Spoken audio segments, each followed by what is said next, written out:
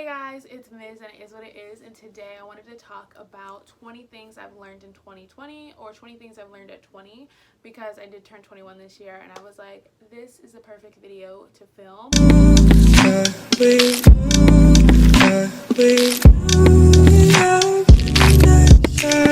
List of things that I've learned in 2020 that I wanted to talk about with you guys.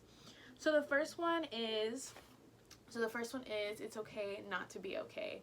There's plenty of times when I'm crying way too much, I'm sad for too long, I don't know why I feel like this, like I've never dealt with anxiety and stress before, and this year it's definitely been like head on, and I just want to say it's okay not to be okay, and your feelings are valid whether someone agrees with them or disagrees with them, or they don't feel the same way that you do, and that's okay if they don't.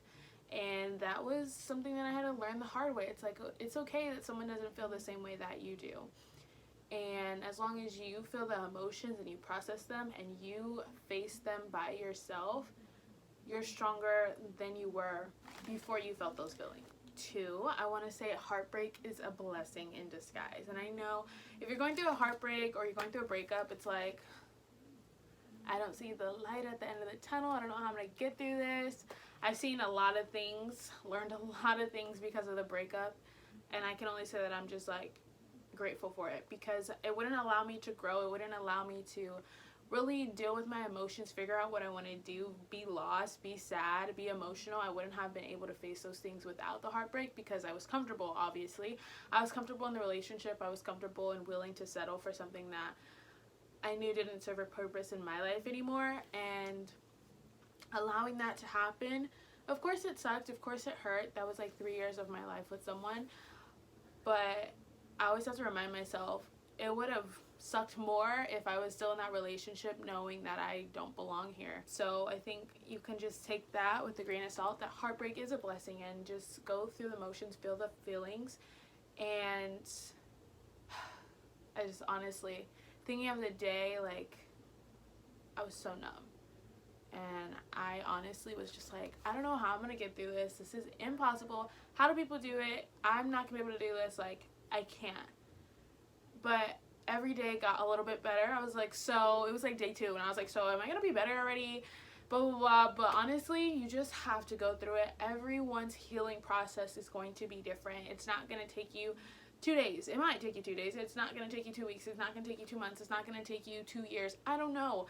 But if you go through the emotions and you feel everything head on, it will be over sooner than you know it. 3, I want to say is always try new things. Always step out of your comfort zone. I know there's not really much we can do since we are still, we still have our pandemic going on in the United States, but whether that is just trying a new restaurant getting delivered to your house, whether it's trying a new trying a new category of series on Netflix, whether that's painting, whether that's trying new apps, whether that's trying new certifications online, whether that is connecting with people online, whether that's starting to be like, okay, like I'm actually going to try to start a podcast. I'm going to start actually making a YouTube channel. Always try new things because you don't know if you never start, and you don't know if you'll ever be good at it if you continue to look at it and never take action forward to do that thing. We're on 4. 4, I want to say rest is important. I didn't realize how much rest was like essential. There's this quote that I listened to on a podcast. In order to speed up, you need to slow down. Let's say that again. In order to speed up, you need to slow down, because if you're rushing, you're not giving your best effort. But when you take the time to slow down, you're giving your best effort, which saves you time. It saves you that time to actually have to redo it again, retry to do it again, try to make it better, trying over and over again, when you could just slow down to speed up the process. And I think that was really helpful for me. Like, the heartbreak is a blessing. I kept trying to like speed it up. I was just like, go, go, go, go, go. But what I needed to do was rest in the Lord, literally taking a nap and just like sitting here feeling my feelings, resting and like journaling. Whether that has to do like do a self-care day, like not hang out with anyone, not be on your phone, just like be to yourself. Rest is so important, because how are you going to pour into other people? How are you going to enjoy the people around you if you haven't poured into yourself, when you haven't taken a break for yourself? And that's always hit home to me, is because I'm always like, go, go, go, go, go. But it's really important to take rest and step back and like just reflect, because if you're not reflecting on the things that you are working on, how are you going to get better and how are you going to improve? 5 is motivation really a thing? There's only discipline. Because we can watch all the motivational videos we want in the entire world, and we can be motivated when we watch, but will that motivation really last a lifetime if we after the video is done? But if you have listened to motivation videos and you actually take the steps, you have goals set out and you actually set out to have disciplinary action towards it, then you're going to be motivated because you have discipline. You're like, okay, like I'm doing this every single day. You might not be seeing the results, but you're disciplined enough to get yourself to be motivated to do those things. So discipline comes when you are motivated. No. Motivation comes when you're disciplined. It's not motivation then you're disciplined, because there's plenty of times when I'm like, okay, like I'm motivated to do a YouTube video, but I'm not disciplined enough to make the video. Like that doesn't work. You have to be disciplined enough to sit down, discipline yourself and be like, we're going to do the video whether I want to do it or not. And then the motivation happens. So it's vice versa. Never think motivation comes before the discipline. Okay, so we have six. I want to say God's love is the only thing that can honestly satisfy you. And the reason why I'm saying that is because for my heartbreak, I remember plenty of times feeling lonely. Like, I would always ask these questions, like, why do I feel lonely? Like, I just feel like I would just always ask questions. And it wasn't because, you know, like we hated each other or just, you know, things just happen in a relationship. Like, you just slowly, you grow apart from each other. You have different interests. You have different desires. You want your life to go a certain way. This person wants to go their life a certain way. And through all of that, I was feeling lonely in this relationship. And I was just like, it doesn't make any sense. And the only person who can satisfy those needs, those cravings that you think your partner can, no, they can't. Only God can satisfy that. Only the person who can satisfy your every heart and your desires of your heart, goals and aspirations that you want, people that you want in your life. Only God can do those things for you, not the person that you're in a relationship with. And I was like, and that's like when the healing process really like took off for me, because I just sat in God's love. I was just like, okay, like even though I'm not a perfect person, you know, this person might not love me, but God loves me. My legs were getting numb and I'm like shaking them out because like I literally can't feel my legs. So number 7, if you don't know what you're supposed to do, that's okay too. And I want to say this because in my relationship, I would always ask, like, so what do you want to do? He's like, I don't know. And I've always been the type of person, like, I want to do this, X, Y, and Z. I want to travel here, blah, blah, blah. But 2020 made me, like, realize it's okay not that you don't know what you want to do. And, like, when things change, like, things change. And I also had a lot of goals revolved around our relationship. So then it was just, like, I don't know kind of who I am. And I kind of don't know what I want anymore after the relationship. And with that happening, it's actually okay not to know what you want. And, you know, I kind of also prayed, like, God, whatever you have for me is better than what I could ever give myself. And so I just kind of, like, been really, like, reading and, like, trying new things, journaling, and that's helped me. And I kind of just been okay with, like, not knowing what I want. There's only, like, one thing I know for certain, and that's me getting my bachelor's degree. But whatever I thought was the plan for my life is not in the picture anymore, and I'm okay with that too, because I thought that was good enough for me, but God definitely has better for me. Is it number 7? Number 8? I think it's number 8. Number 8 is only you can make that change. And the reason why I want to say only you can make that change is because I've had multiple conversations with my friends. Like, I'm constantly back to number 7. It's okay not to know what you want to do, but I've been in that state of mind for a while. Like, I don't know what I want to do, and I would always give them these ideas that I have in my head, and the only person who can actually put those ideas into fruition in, like, reality is me, because they don't want to do those things. Those are things that I want to do, and if change needs to happen, if those ideas need to be created, only I can do those things, because those are desires of my heart. There's plenty of times when we're like, well, I want to start that YouTube channel, I want to blog,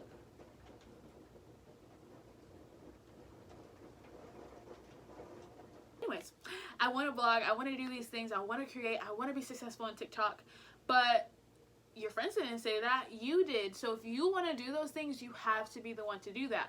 Me, I personally been wanting to do YouTube for a long time. I want to grow it. I want to impact other people. But the only person who can do that is me, because those are the desires of my heart. The only person who can sit in front of the camera is me, because I want to do those things. Not my friends who know that I can do those things. Not the people who are rooting for me. Obviously they're rooting for me, but how can they root for me if I haven't put those actions out there for me to do? Like, you know, you can sit here and say, I want to change my hairstyle, I want to change my eating habits. Only you can change the way you eat, because you're the one putting those things in your body. Only you can do those things because you're the person who wants to do those things. And like, you know, it's just like, you know those things, but I've gone to, for me, I'm gonna speak on myself, on my behalf, I got to a point of being super lazy in 2020, because like, I'm not going out like I normally do. Like I'm always working at a location, I'm always going on campus, I'm always hanging out with friends, I was always in my relationship, and I was just so busy, like I was never home. But the circumstances is that I'm at home now, so this is my workspace, school space, office space, creativity space, and I have to be the one to step into who I want to become in order to do those things. If I want to be a YouTuber, I have to act like a YouTuber. I can't just say I want to be a YouTuber. So change happens within you. Treat yourself. Pretty straight to the point. Treat yourself. If you want to get yourself a new outfit, go get yourself a new outfit. If you want to go get yourself dinner and sit in the car, listen to music, that's what I do. I'm like, I want to treat myself to Chick-fil-A. I just sit in the car by myself, eat my food, listen to a podcast, watch a YouTube video. Literally thriving, y'all. Like, you have to do it sometimes. So treat yourself, whether that's buying a cute outfit, whether that's buying Starbucks, whatever the case may be. Treat yourself, because why not? You deserve it. And also, when it comes to school, if you worked on a big project, treat yourself too. Whether it's something that you're working on mental health wise, like, oh, I didn't have a panic attack today, I didn't have anxiety like I thought I was, I actually accomplished everything on my to-do list. Treat yourself, because it is rewarding to like treat yourself. Like when you treat yourself, you're there's like some endorphins or something in your body that goes off, and it sparks that, and you want to keep doing that, because we're always, like I said, we're in the same environment as work, home, school, workspace. Like, switch it up, treat yourself, get those energy, endorphins, something in the body that goes off. Number 10, I want to say change is key. I kind of went off on that already, so that is just baseline. Change is key. I don't think we need to go into that topic because I really elaborated on the other. 11 is no is also an answer, and this can go for relationship wise, this can go for friendship wise, and I want to say no is also an answer, because I act a lot on my emotions rather than just getting up and doing it. And you know, sometimes you feel called that you're supposed to make this podcast, Instagram post, TikTok, and you saying you don't actually necessarily know, you're just so lazy that that's your answer, you're just lazy. But when you're lazy, you're also saying no to what you're called to actually do. And so that always kind of hit home with me. Like, I know I'm supposed to be making videos, like I have all this time in the day, and I have this desire to make a YouTube channel, but me being lazy and acting on those emotions, I'm saying no to what I'm called to do. And that's not what we're supposed to do. Like, you being lazy is also no, because you're not necessarily lazy in general. You're lazy because you say you're lazy. You're not lazy because you're actually lazy. Like, if you have 2 functioning legs, a mouth, eyes to see, legs and stuff like that, there's no excuse for you to be lazy. 12 is love yourself before you love others. And this also can go in like a biblical standpoint, but I want to just say that it's important that you love yourself before you love other people, because there's a point in time when I was loving other people before me. I was loving my ex before I like really loved myself. Like, I was just giving him so much love that I like was drained out, like just so drained that like I was like, so what's left for me? And it should never get to that point of like, what's left for me. You should constantly love yourself, spend time with yourself, figure out what you like to do, try new things, switch out your wardrobe, and love yourself. Like, I love myself with no makeup on, when I get my hair done, when I just am in my pajamas, when I'm wearing cute clothes, when I'm just having a lazy day, or just like, oh, I'm wearing my fitness clothes. I try to love myself Either way, whether it's positive affirmations, whether it's just having a self-care day, like those are things that will help you love yourself. And I just do things that I love to do, and that's me showing, like, giving love to myself. And also practicing love languages is important, and give yourself those things. So like, do a face mask, which is physical touch. Quality time, watching your favorite movie and having cute snacks is ways that you can do your love language to yourself. There's plenty of ways that you can do your love language to yourself, so never feel like you have to get that from someone, because you can. 13, God needs to be at the center of everything. And I want to say that because I think for me, at the beginning of 2020, I was just like, what's my firm foundation? Like, I don't have a campus to go to, work's closed, I just have school at home, and like school's for a few hours, and like, what else do I do with my day? I just felt like I was wasting it. And then I was just like, the plans that I have for myself are okay, they're good, but God has better plans for me. And I just kind of just was like, you know what, just praying about it constantly, reading my Bible constantly, reading books about God constantly, watching sermons, worshiping, getting involved in church, like, constantly. And he's the center of my life, center of my heart. He is my heart. Like, I want more of him every single day. 14 is taking social media breaks. Taking social media breaks is essential. Why do I say it's essential? Because social media is a comparison trap. You spend so much endless time scrolling, comparing yourself, seeing what other people are doing, and you never ever, not ever ever, but you never really get to create your own content. You're always comparing yourself before you even start that content, you know? And I think for me, it was just nice to necessarily, like, reading books. 20 things I learned in 2020 is to read books. Why? Because it gets you off your phone. You're invested and engaged in this book, and it's teaching you something. It's giving you knowledge. And I know I used to say knowledge is power, but knowledge is not power if you don't apply the knowledge to your life. And that's 16 is, even though you're broken up or you're not friends with this person anymore, your best friend doesn't talk to you anymore, you can still love a person from afar, but they don't need to be in your close circle for you to love them. Yeah, I know there's a thing on TikTok where it's like, if he wanted to, he would. I literally hate that phrase. But I want to say is, it's not even if he wanted to, he would. He's just simply not meant for you. If he was meant for you, he would. And if he's not meant for you, he's not. He's not. Why? Just, it's literally that simple. Like, if he's meant for you, he simply would. And actions always speak louder than words. The people you hang out with is the people you'll become too. That's something I didn't write on there, but it's like, I'm just processing everything, that these are things that I've learned can do so much. You can talk and plan it out all you want, but if there's no action to what is being said in conversation and on your planner, then it doesn't really matter. And that's all I have to say about the 20 things I've learned in 2020. And if you guys have learned anything different, if you took some valuable advice from this video, please comment down below. Please share with your friends. And I would love to hear some of your stories that happened to you in 2020 that made you realize some things, whether you took as a lesson, whether you learned from it, whether it was advice given to you or you giving that advice to someone else. I would love to hear that. But with that being said, I will see you guys in the next video. But don't forget to like, comment down below, and subscribe. And I will see you in the next video. I think I said that already, but I'll see you in the next video. Bye, guys.